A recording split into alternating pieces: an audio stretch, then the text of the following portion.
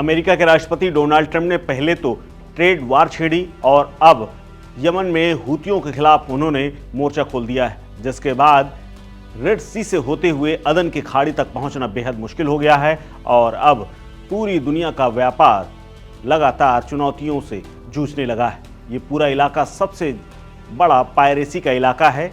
Djibouti और Somalia से लुटेरे इसी जगह पर डकैती डालते हैं और समुद्री रास्ते से व्यापार का ये सबसे छोटा रूट भी है और बेहद अहम भी। इसीलिए यहाँ पर ट्रैफिक बाकी जगहों से ज़्यादा रहता है।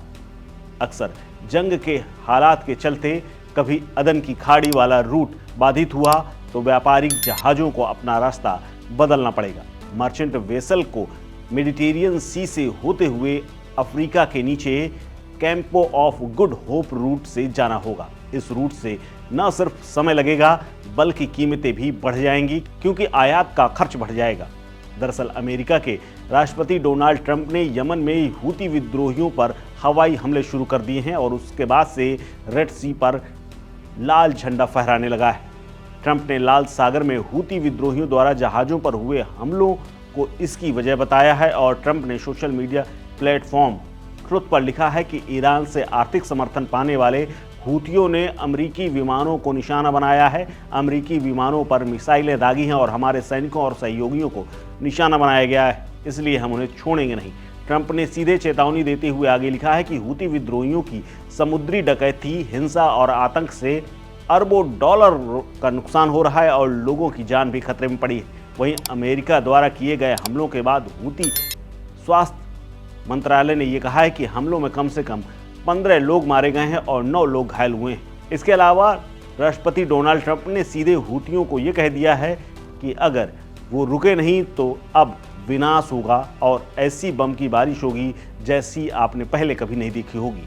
ट्रंप की इस चेतावनी के बाद से ही हूतियों ने अपनी प्रतिक्रिया में कोई बदलाव नहीं किया और वो लगातार आक्रमण किए हुए हैं। इसके अलावा इस आक्रमण में फिलिस्तीनियों के प्रति भी उनका समर्थन कम नहीं हुआ है। यमन के अल्पसंख्यक शिया जैदी का हथियारबंद समूह हूती है और इस समुदाय में करीब 1990 से अब तक, जब राष्ट्रपति अली अब्दुल्लाह सालेह के कथित भ्रष्टाचार से लड़ने के लिए इस समूह का जब गठन किया गया था तब से ये लगातार एक्टिव है।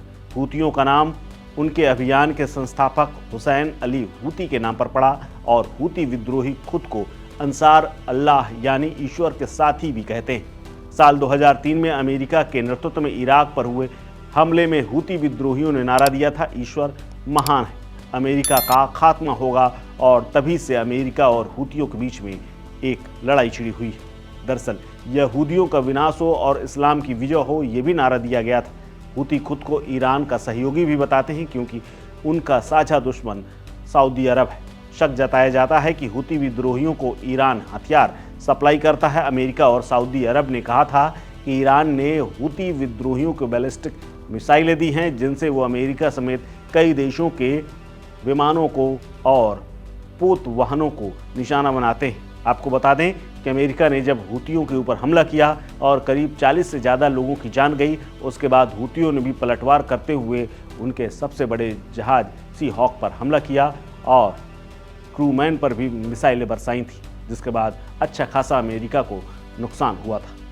इस खबर में फिलहाल इतना ही। अपडेट्स के लिए बने रहिए वन इंडिया हिंदी के साथ। नमस्कार।